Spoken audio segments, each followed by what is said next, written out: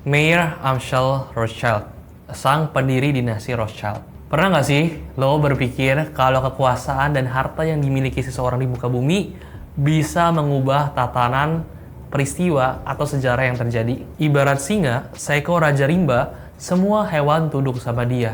Dia yang punya wewenang mengatur segala kebutuhan atau kehidupan di hutan. Di zaman dulu, impact dari keluarga ini besar banget untuk dunia. Mereka tuh representatif lah kalau kita sebut sebagai sebuah dinasti. Dan kehidupan keluarga ini juga diselimuti dengan beragam konspirasi yang belum banyak terungkap. Penasaran? Yes, keluarga ini adalah Rothschild family. Dan di sini gua akan coba ngebahas pendirinya, yaitu Mayer Amschel Rothschild, yang punya rahasia, kontroversi, dan konspirasi yang bisa bikin lo tercengang. Karena peran pentingnya Rothschild family ini digadang-gadang menjadi keluarga paling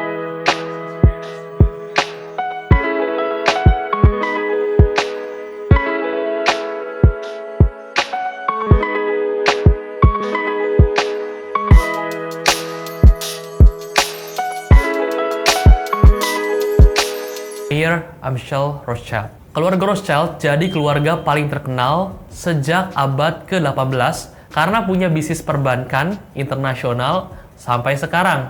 Bahkan di abad ke-19 dan ke-20, kekuatan ekonomi mereka menjadi yang terbesar. Saat ini, harta mereka diketahui berjumlah sekitar lebih dari 500 miliar US dollar.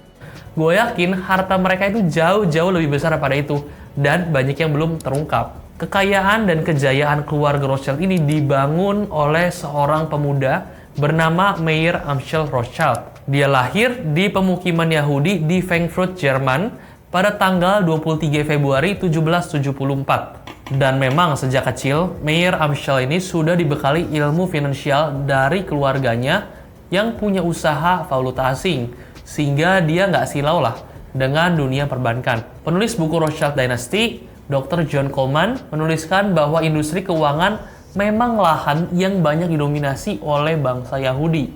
Menarik. Seperti keluarga si Rothschild family ini. Hal ini bukan sindiran kok. Karena bangsa Yahudi juga setuju dengan statement tersebut. Gimana enggak? Sejak tahun 1917, sudah menuai kesuksesan dalam pasar-pasar uang di beberapa kota di dunia. Nah, hal tersebut bisa jadi imbas dari regulasi untuk Yahudi di Frankfurt saat itu yang nggak boleh mengoperasikan jenis bisnis lain seperti non-Yahudi. Jadi nggak aneh kalau bangsa Yahudi itu perkasa banget di bidang perbankan dan juga keuangan. Chapter 2, Rahasia dan Petuah Mayer Amschel Rothschild yang kontroversial. Sepak terjang Mayer yang mengantarkan menjadi pebisnis ulung dimulai ketika bergabung ke dalam bank bernama House of Oppenheimer milik Simon Wolf di Hanover. Di tahun 1770, Mayer kembali ke Frankfurt mempersunting Gudule, istrinya, serta membangun bank rintisan yang membawanya menjadi salah satu orang yang mengendalikan keuangan dunia dan membuat pemimpin dunia, raja, negarawan takluk kepadanya. Gila banget sih. Mayer punya regulasi tersendiri buat mempertahankan usahanya hingga membentuk sebuah dinasti hingga saat ini. Simpelnya gini, tidak ada yang boleh menikahi gadis di luar keluarga mereka untuk kelima putranya, sehingga darah keluarga mereka itu tetap menjadi yang utama dalam geliat bisnis si Rothschild hingga 2 abad. Namun sebuah sejarah juga baru-baru ini ditorehkan ya. Jadi keluarga Rothschild belum lama menunjuk seorang yang tidak punya hubungan darah dengan keluarganya menjadi kepala eksekutif di perusahaan tersebut. Selain itu, ia berpesan pada 5 putranya untuk tidak membeberkan jumlah kekayaan keluarga mereka. Jadi semuanya tertutup lah.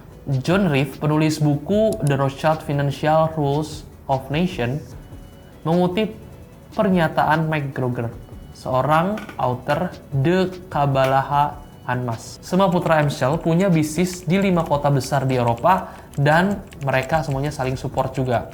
Hingga membuat usaha Rothschild menjadi besar di tahun 1812. Tetapi semakin lama rasanya sulit untuk menyingkap tabir di balik bisnis mereka juga. Faktanya memang benar adanya bahwa mereka mengaplikasikan cara yang tidak baik untuk menjadi kaya, yaitu mengacaukan kondisi keamanan dunia. Menarik. Rasanya masuk akal kan kalau misalnya Mayer Amschel nggak mau ada orang di luar dari keluarga dia atau dinasti keluarga dia untuk campur tangan atau tahu mengenai rahasia atau seluk-beluk dari berbagai macam konspirasi yang dia buat. Karena pasti mereka juga nggak akan mau rahasianya kebongkar ke umum. Ya namanya juga bisnis ya. Banyak cara-cara kotor biasanya dilakukan untuk dapat profit yang nggak ada habisnya. Ya jangan sampai lah ya kita kayak gitu. Nah kalau misalkan sampai ketahuan sama orang asing, taruhannya ya reputasi, runtuhlah kejayaan mereka atau enggak ya publik bisa menilai keluarga mereka sebagai keluarga yang buruk atau bobrok juga nantinya. Mereka juga nggak mau tahu strategi licik apa yang begitu disruptif yang mereka lakukan buat dunia ini juga. Keluarga Rothschild pada waktu itu pun menjadi sorotan masyarakat. Tapi percuma juga buat coba ngulik semua informasi perihal keluarga mereka. Karena benar-benar nggak ada bukti fisik yang tersisa untuk dijadikan sumber validnya juga. Jadi semuanya memang penuh misteri dan kontroversi. Mayer Amschel juga tidak memberi jalan bagi 5 putrinya untuk berpartisipasi dalam bisnis keluarganya. Ini menarik juga. Jadi, sang ayah hanya memberikan porsi warisan yang jauh berbeda dari putranya. Jadi secara nggak langsung nih, kayak ditenggelamkan gitu ya, kalau yang putri-putri atau anak perempuan dari dinasti Rothschild ini.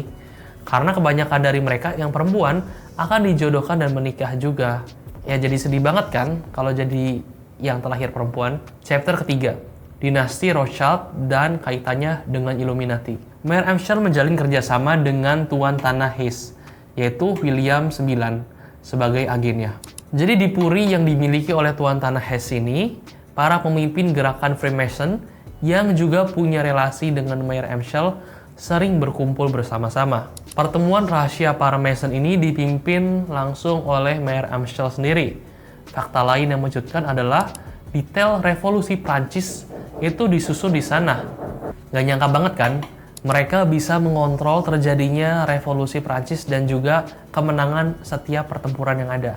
Jadi seperti yang dikutip di buku The Rothschild Money Trust, jadi dalam meeting tersebut ada juga rencana soal peristiwa berdarah yang terjadi tahun 1789 dan didanai oleh kaum Yahudi. The House of Rothschild semakin lihai untuk menguasai keuangan di dunia. Bukan tanpa alasan mereka merancang ini semua. Jadi bangsa Yahudi itu menginginkan hak-hak sipil dan politiknya di Prancis. Jadi benar-benar insight baru ya, yang nggak semua orang tahu nih. Cuman memang hak-hak mereka saat itu kurang terjamin di Prancis sana. Chapter 4.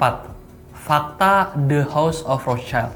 Ada istilah The House of Rothschild, saking besarnya bisnis yang dibangun oleh Mayer Amschel Rothschild. Nah, jadi istilah ini merujuk pada seluruh lembaga keuangan yang terafiliasi dengan Bank Rothschild ini. Contohnya di Prancis, ada nama Rothschild, Volt, Camondo, dan berbagai macam bank lainnya yang nggak bisa gue sebutin satu persatu. Di Jerman, tempat sang pendiri lahir dan berkembang, ada nama Rothschild. Nah ini contoh-contoh banknya, gue juga nggak bisa sebutin ya, kayaknya susah disebutnya. Melipir dikit ke Inggris, ada juga Sesson, Strand, Rothschild, sama Montague. Kalau ke Timur Tengah, ada juga di sana, yaitu Sesson. Jadi sebetulnya banyak ya, yang mungkin kita juga nggak sadar kalau itu berafiliasi dengan Rothschild. Di Rusia juga ada. Nah kalau di Amerika, Rothschild menjalin relasi dengan nama-nama besar yang mungkin lu juga udah pada tahu. Contohnya, JP Morgan, Loeb & Co. Dari lembaga keuangan tersebut, terancang deh nama House of Rothschild ini. Kritikus sendiri menyebutkan kalau Morgan dan Loeb adalah tangan kanan dari Rothschild. Gak ada yang pernah tahu tapi di kebenarannya seperti apa ya. Jadi menurut lo, apakah keturunan Rothschild saat ini berada dalam posisi-posisi penting di dunia juga? Kemudian, siapakah orang yang mempengaruhi keuangan dunia? Apakah The Fed atau malah segelintir orang-orang atau penguasa yang lebih besar lagi dan tidak pernah terlihat sebelumnya? Dan satu lagi nih, lesson learned atau key takeaways yang bisa kita pelajarin dari kisah Mayer Amschel Rothschild ini. Simpelnya keluarga harus bersatu padu dan saling support. Selain itu diperlukan koordinasi ya yang cukup baik untuk ngembangin bisnis atau dinasti yang berskala besar, apalagi di dalam lingkup keluarga. Cuma caranya Rothschild-nya memang out of the box ya. Dan yang menarik adalah peluang atau fenomena ekonomi itu sebetulnya bisa diciptakan.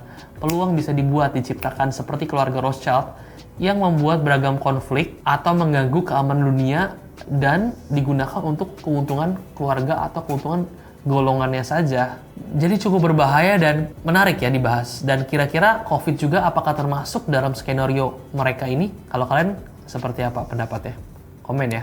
Nggak bisa disangkal ya kalau mereka punya pengaruh besar dalam bidang keuangan dan perbankan di dunia.